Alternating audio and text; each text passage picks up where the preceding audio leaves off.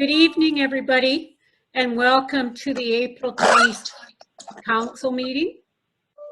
First of all, I'd like to send Council's thoughts and prayers to our friends and family in Fort Vermilion, Buttertown, and Lacrete as they are battling multiple issues on multiple fronts. Also, before we bring this meeting to order, I just want to take a moment to recognize that some of you may be taking the opportunity to join us on our live feed on Facebook.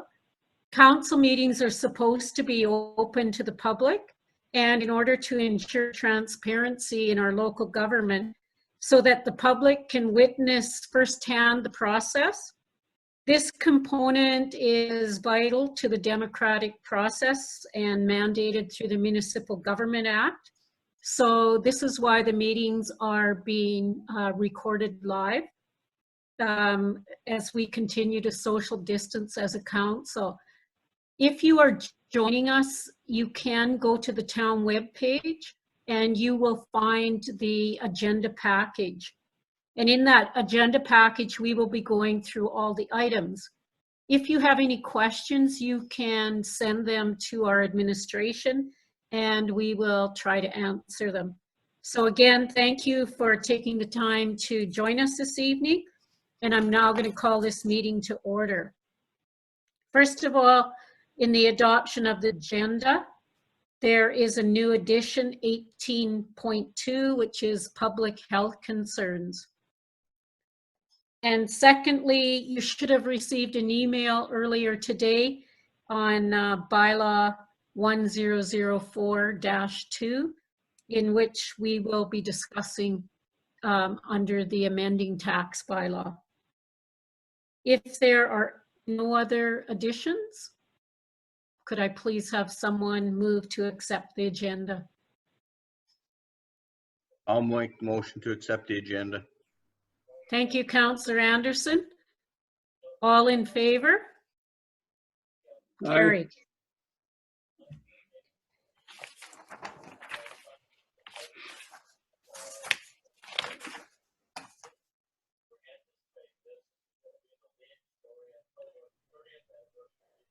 So the approval of the minutes from our regular April 14th meeting. I do believe on the unapproved minutes, it says regrets from Councillor Forrest. I believe he was on Zoom. If I'm wrong, Councillor Forrest, could you please correct me? Yes, I was for trying to get on. I was there about an hour. Okay. We recognize you had some trouble with your Zoom, so yeah. Is there any other amendments or errors? I believe Councillor Jessamine was also present on the phone. Yes, he was trying to get on also.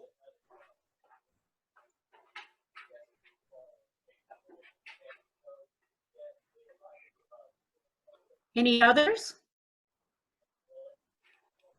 I'll move the minutes. I'll move the minutes.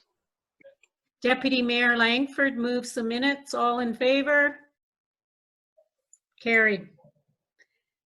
Under my report, I'm sorry I didn't get it out to you. Much of it was on teleconference and Zoom. And so on April 15th, we did have an AUMA Town Hall teleconference.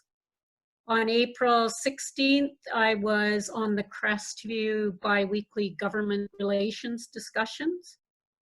On April 22nd and 23rd, I was on 8 hours each day of the Bistu Lake Task Force. We did reach consensus on most of the outcomes, recommendations, and considerations. So I'm waiting for that report to come out and I will distribute it to council. Right now I have it on 11 by 14 pages and I can't send it to anyone. So it should come out this week. And finally, we're probably going to have another meeting in May just to finalize the report and make sure everything's correct before we send it up to the minister. If there's any questions, I can answer them. Seeing none, could I please have someone accept my report? I'll So do moved. that. Oh, Councillor Welke, all in favor? Carried. Council reports, Deputy Mayor. On April 15th, I participated in a teleconference with Alberta Energy, the Alberta Energy Regulator. This was arising out of the Lion's Tooth study project that Ready completed. We had sent them a request to have a meeting with the minister back in November, and we finally got some action on that. It appears that we've sort of missed the boat with the Zama project, the Paramount project. However, they had requested the full report, which was sent to them, and then there was a follow-up meeting last week on the 21st, where they confirmed that they had received all of the report and the materials. They provided the contact for future potential projects like this with Municipal Affairs, Roy Bedford.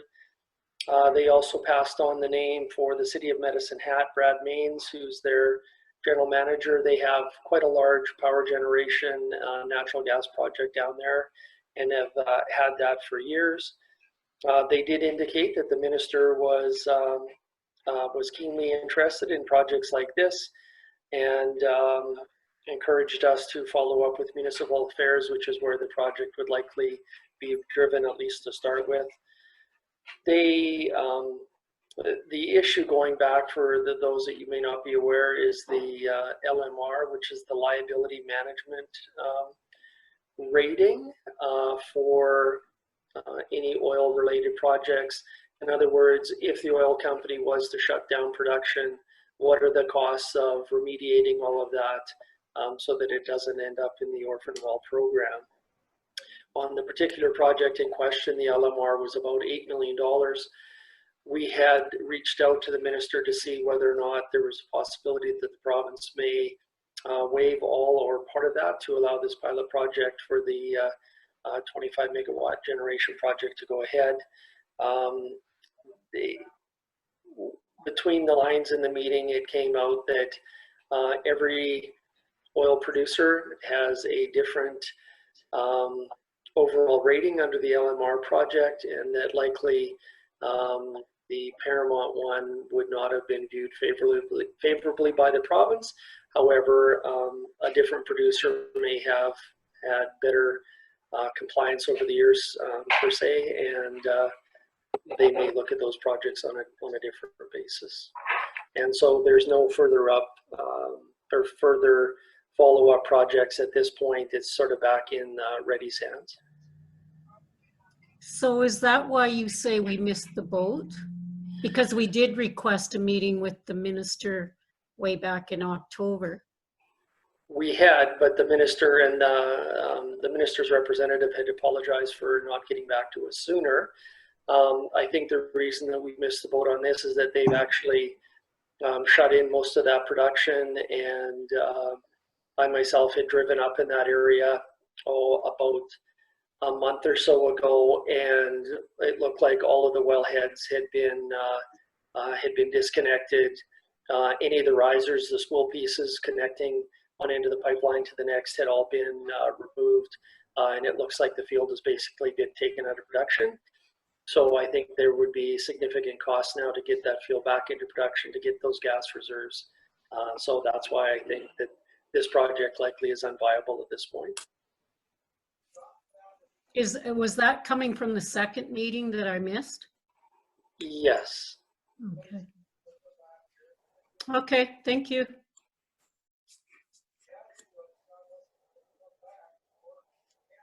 Is that your report, Deputy Mayor? Yes, Madam Mayor, it is. Thank you. Councillor Anderson. I have nothing to report, no committees. Thank you. Maybe you could give us an update on the Richardson Pioneer elevator. I can do that. When it's standing done with the slip, it'll stand at 130 feet. They should reach that height about 3 o'clock tomorrow afternoon. Then all the stuff, all their jacking equipment has to come down. Takes them about 3 weeks to do that, and then they will put the roof on. And then from there, it's machinery time. Okay. Any questions of Councillor Anderson? Thank you. Councillor Forrest.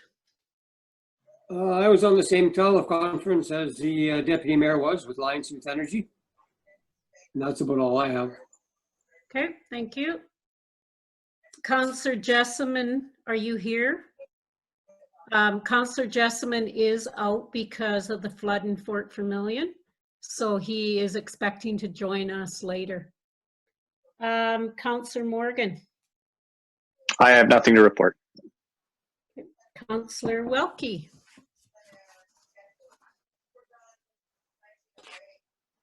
So there was a FASD committee meeting on the 21st. I was unable to attend, but I do have the minutes, and the main thing to report with that group is May 15th looks to be the completion date for the Action North building, and they'll be moving in shortly after that. They have some flooring in their alarm system left to go, but everything is proceeding as it should, I think. Community futures, Ellis maybe can correct me if I'm wrong. There's not a lot of communication.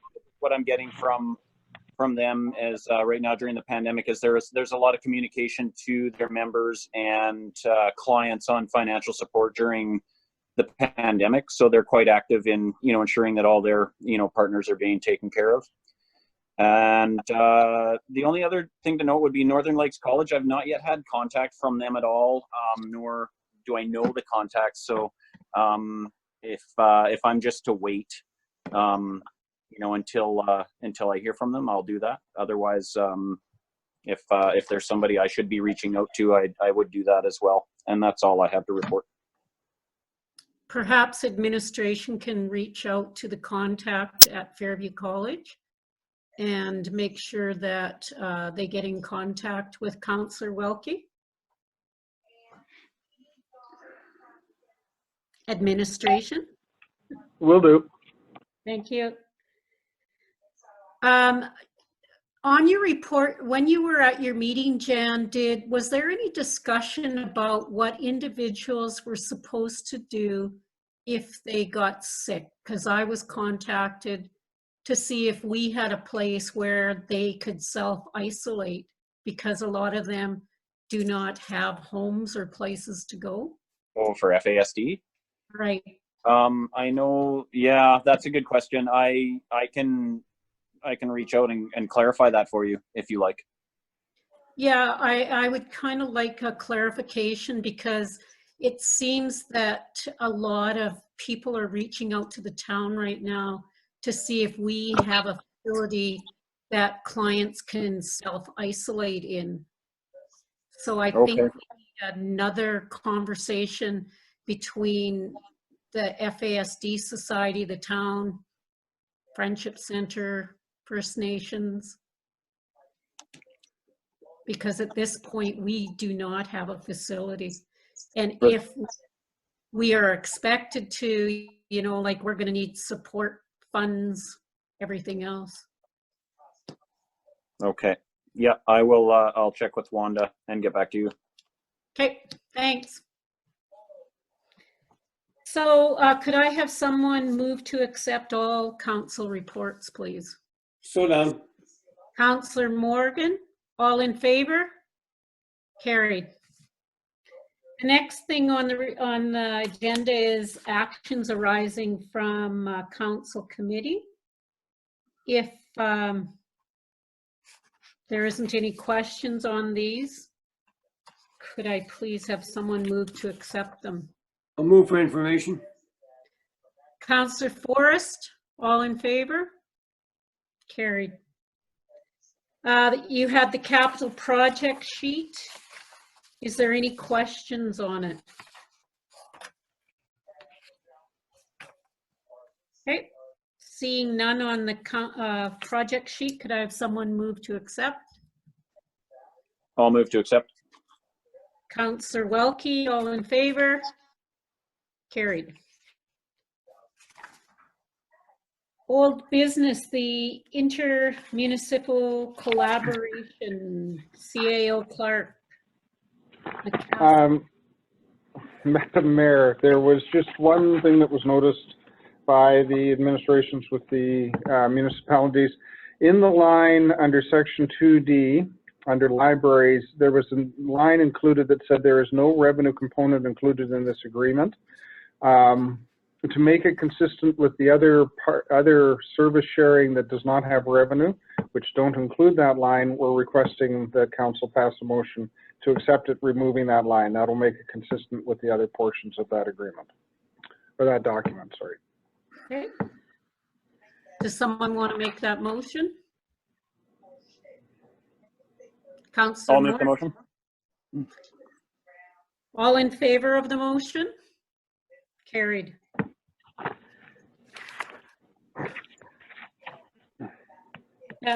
Under new business, the RFD for the 2020 operating budget. Madam Mayor, just for the ease of the meeting, please feel free to go directly to the director who has put forward the RFD. Okay. Ms. Zanko, could you elaborate on the 2020 budget, please?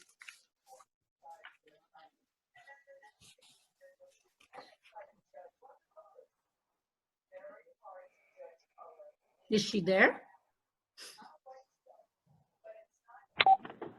I'll go check. She just seems to be muted.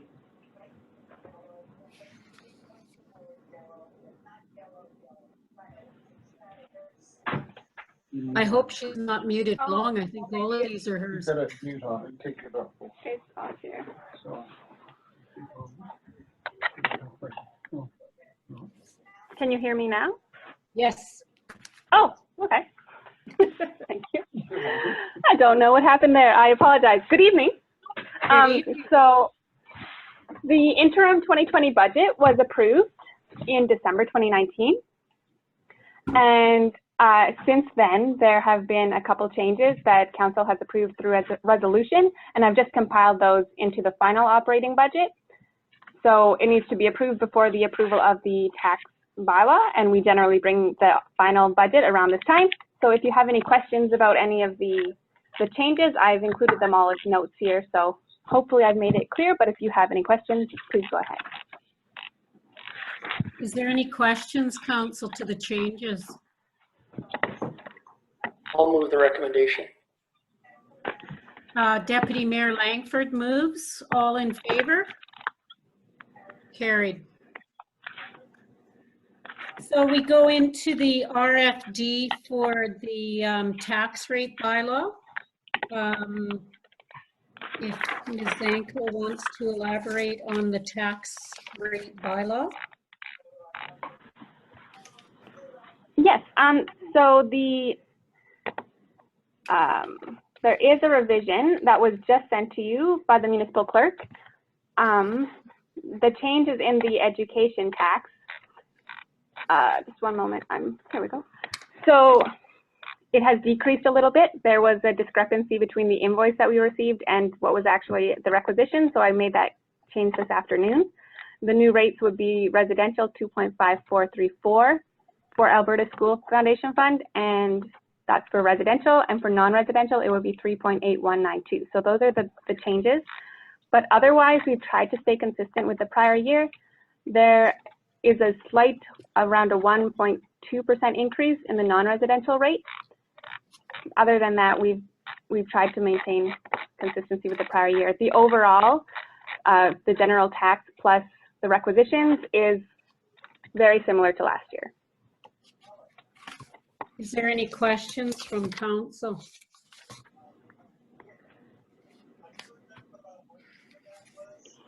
Seeing So none. if I may, Oh, sorry, go ahead.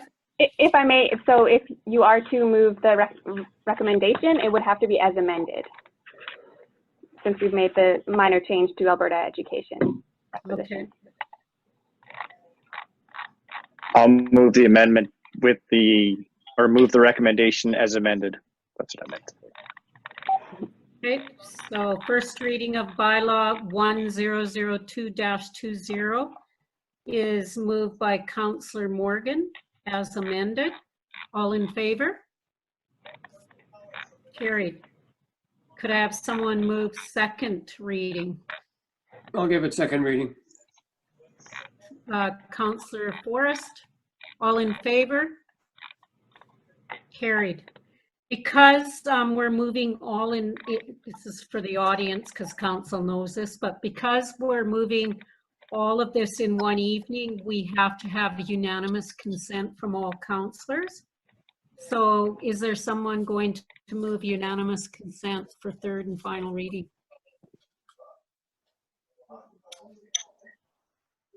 Is this possible without Terry being here?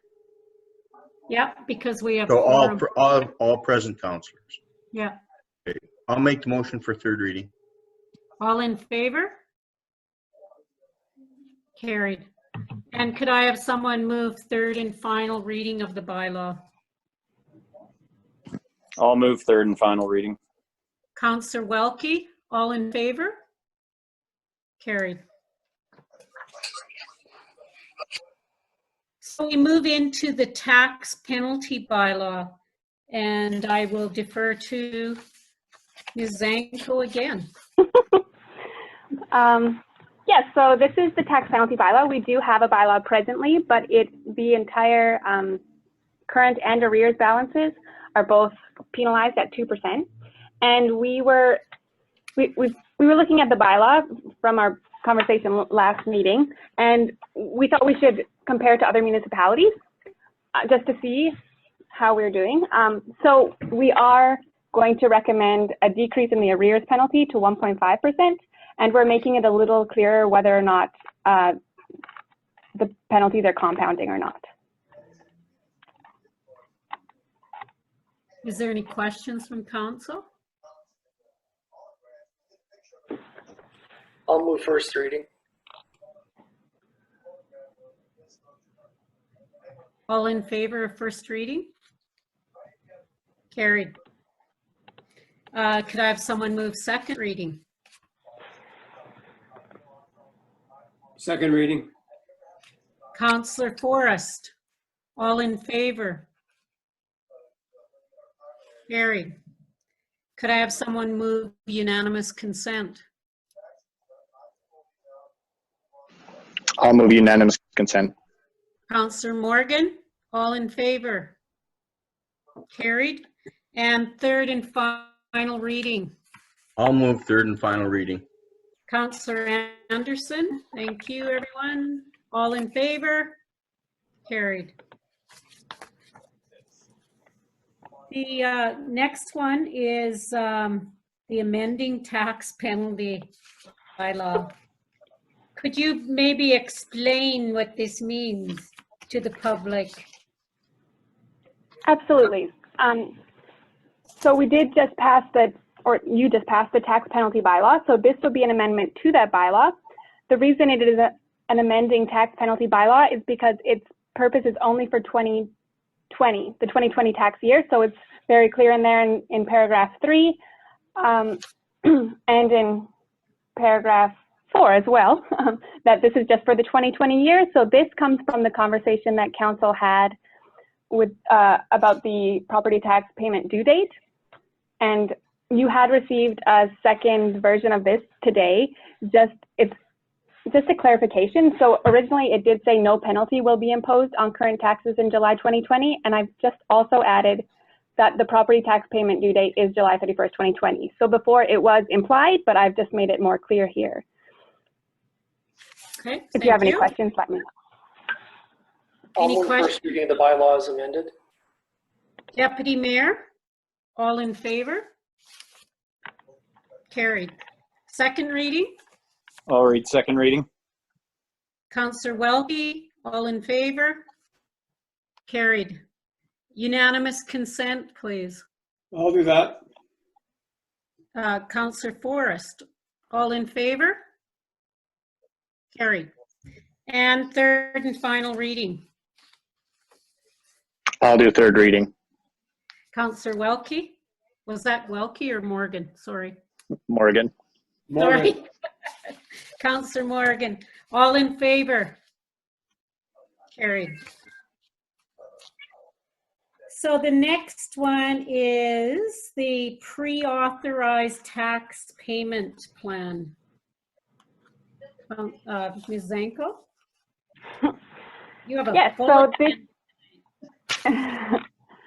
there's a lot. So our current pre-authorized tax payment plan only allows for people to enroll in the plan before January 31st of the taxation year. And we felt, given the current circumstances, that people should be able to enroll throughout the year. So that is the main reason for the new bylaw. Otherwise, it's very similar to before. Okay. So Thank you. if there are any questions. Questions? None? First reading? I'll give it first reading. Councillor Forrest gives first reading of bylaw 1005-20. All in favor? Carried. Second reading? I'll I'll move give second. second reading. Councillor Anderson, all in favor? Carried. Unanimous consent. I'll move for unanimous consent. Councillor Welke, all in favor? Carried. I feel like I'm back in school. Could I have third and final reading? Councillor Morgan, all in favor? Carried. Okay, so the next one is the amending 2020 fees bylaw.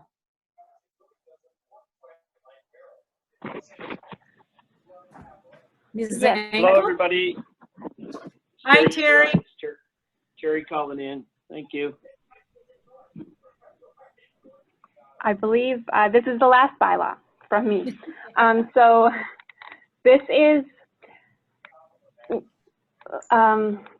so council did pass 2 resolutions waiving penalties for utilities and general receivables, and administration has determined that the correct way to do this should have actually been to amend the corresponding bylaw instead of the resolution. So we've just corrected it by having this amending fees bylaw. And in addition to that, there is one item that was not in the current fees bylaw, the poultry permit. I believe we have a bylaw, but no fee, so we've just added it here. And also, it was redundant to have the taxes penalty in here, as there is an actual tax penalty bylaw, so I just referred to the tax penalty bylaw there in the schedule. Those are the changes. If you have any questions, let me know. Council, questions? None? Okay, could we have first reading, please? I'll move first reading. First reading of 1006-20. Councillor Morgan? Well, you guys sound alike. All in favor? Carried. Second reading? I'll give it second. Councillor Forrest, all in favor? Aye. Carried. Unanimous consent. Councillor Anderson, all in favor? Carried. And third reading. Deputy Mayor, all in favor? Carried. Aye. The next one is the RFD for the Disaster Recovery Program. Who am I referring to, CAO? That'll be Ms. Zanko again. Okay. Yes, me again. So this has been discussed with council before. As you recall, I believe we've come to council 3 times for overtime, but this is not about hours specifically worked for the disaster. It's about the hours worked to submit the project for finance. And AMA has encouraged management to request the payment of overtime for these costs for two reasons. One is that the overtime hours are outside of the normal course of operations. It was an extraordinary event. And the second is that it actually ensures that their records are accurate when determining costs for a disaster of a similar size. So all of these amounts would be funded entirely by the Disaster Recovery Program funding. We already have a project created for it, as we have some hourly staff that have been getting overtime for submission. So this is just a request. Let me know if you have any questions. Okay. Council? Questions?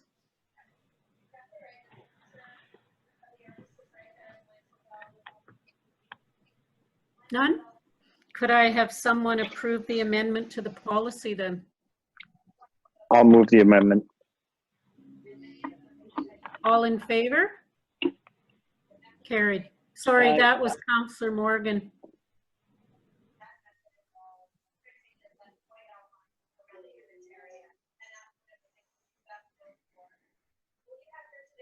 Number 13.8, RFD to emergency response. I believe that's Mr. Schmidt. Good evening, Council. So this is a rising report from last week's Committee of the Whole. Madam Mayor, did you want me to give just a brief overview for the public? Sure. So the emergency response policy was passed in 2007, providing direction to administration for the deployment of our resources outside of the region. We did a review of this policy while looking at a standard operating procedure for the fire department for deployment for wildfire and IMT response, and found this policy does not comply with the Municipal Government Act, specifically the section outlining the mayor approving any deployments to the CAO. So that the only policy change to this is the removal of that section. So it just reads that the Chief Administrative Officer will advise Council. As well as discussed in the Committee of the Whole, the standard operating guideline for the fire department, yellow 122, deployment out of region requests, it was brought forward on section 4.5, some wording that was a little ambiguous about making it sound like it was automatically approved. We've changed that to now say that the CAO will approve the coverage plan at their discretion and then approve the deployment of the fire chief at their discretion based on hazard and coverage. So those are the changes that Council requested. We're just looking for approval for the emergency response policy, 21907. Thank you. Any questions of Council? Could I have someone move to approve the amendment? I'll move the recommendation. Councillor Forrest? All in favor? Aye. Carried. The peace officer amendment policy, Mr. Schmidt. Thanks, Madam Mayor. So again, this is a rising report from last week's Committee of the Whole. Policies 261-19, 222-08, and 231-10 were updated and presented to Council last week. This was as a result of an internal audit that was completed by our department on the peace officer program. A lot of these policies were dated back to 2008, and some of our procedures were as well as some of the policies that were a little more current. We matched all these policies to current legislation and current requirements under the Solicitor General. A lot of these are administrative changes. I'll just highlight a couple key ones. One of them is a reflection of repealing the need to seek police approval prior to doing traffic operations. That's no longer a requirement of the program. There were some changes with regards to dress and deportment of the peace officers to get rid of forge caps and allow ball caps and toques as their that's what they're primarily using. Different changes to equipment. As the original policy was what the peace officer program stated, and that was leather. We're now using synthetic materials. And finally, just one of the highlights is the requirement to notify the RCMP when responding to an emergency situation. That's now impossible because of the changes to the communication system for the RCMP. We do not have direct contact with them. So all of these policies are highlighted in your package, and we're just looking for a resolution to approve those policies as updated. Thank you, Mr. Schmidt. Is there any questions of Mr. Schmidt on these policies? No further questions. Could I have someone move to accept? I'll make that. There. All in favor? Carried.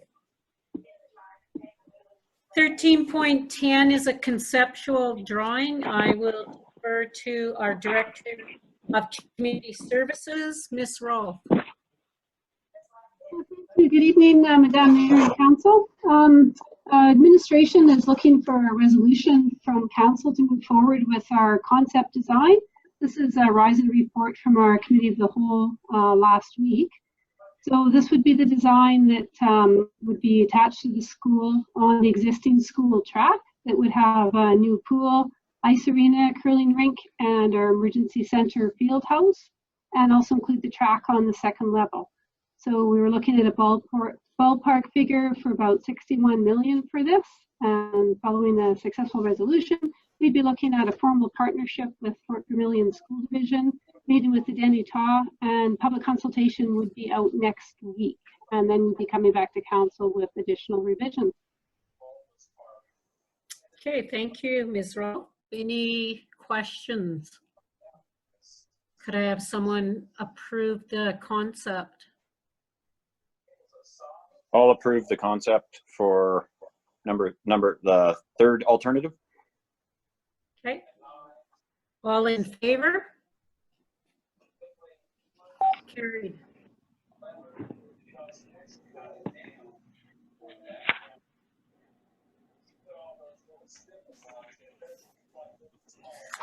Oops, I lost my agenda. The next one on the agenda is the unfunded capital projects. CAO.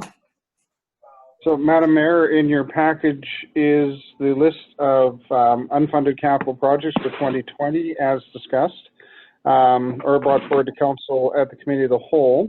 Just to quickly recap what this is both the federal and provincial governments are looking for submissions for projects that are not currently funded in a budget, but could be shovel ready or tender ready within 2020 or 2021.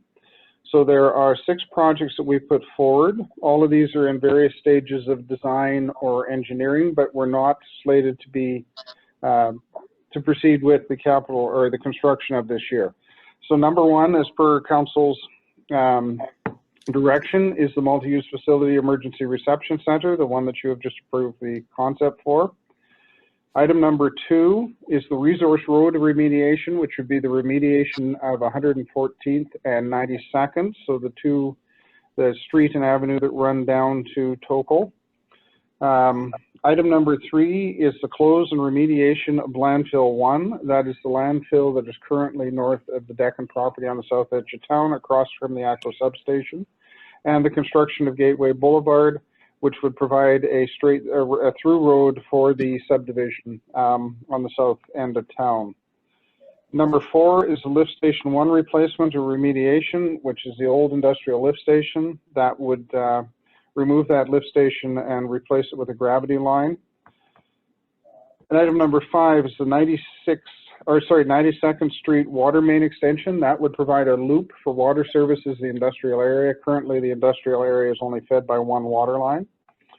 And number 6 is the closure of Old Landfill Site 2 and its complete remediation. Old Landfill Site 2 is west of Tim Hortons, southeast of the hospital. That would also make that land usable for other purposes. So the total of those projects is 74 million, of which we could construct approximately 13 million of them this year with the stage we're at with engineering. Thank you for that update. Is there any questions to the CAO? Seeing none, can I have someone approve this unfunded projects?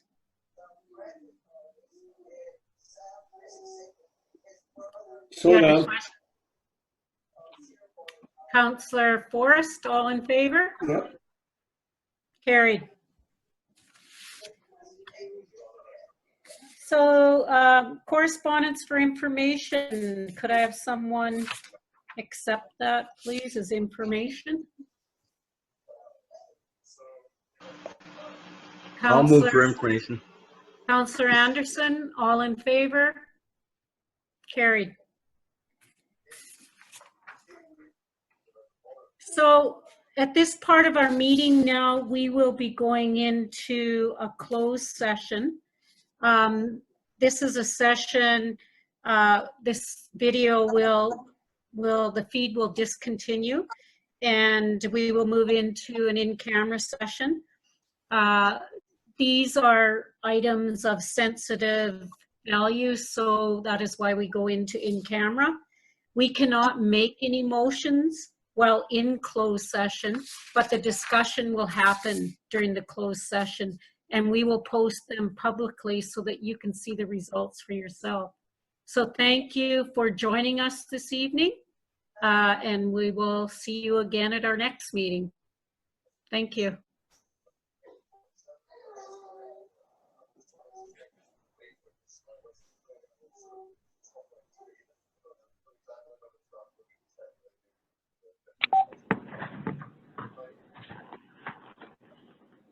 I will check and see where we're at now, Mayor. Okay. Could I have someone move us into in-camera, please? I'll make the motion to move us in camera. All in favor? Carried. One resolution coming out of council, or out of in-camera, sorry. Could you read it back to us? Somebody?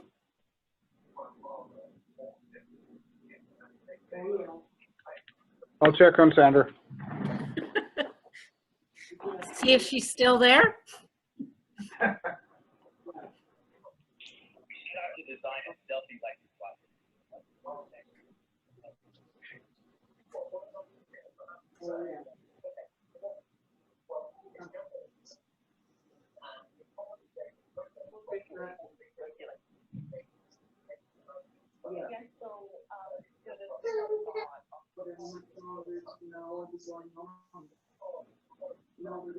This is the bad part of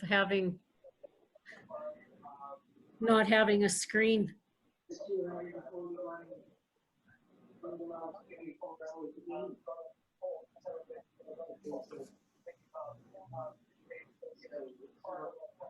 Okay, so what she had, she's she's typing away. That the council directs administration to meet with the two local, the liquor resale outlets to discuss issues regarding bootlegging and limiting supply of alcohol, something along that. We'll clean it up and we'll send something to you. Okay. Okay. One last motion.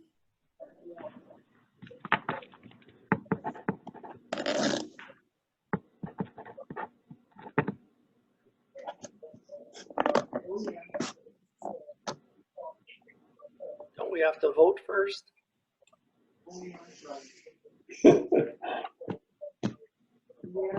On Mike's motion. Are we still on? Hello? Yeah, no, we just need to call the question on Mike's motion regarding the liquor stores. All in favor? Aye. Those opposed? One. Okay, one last motion. Mike? Good night, everybody. Night. Thank you.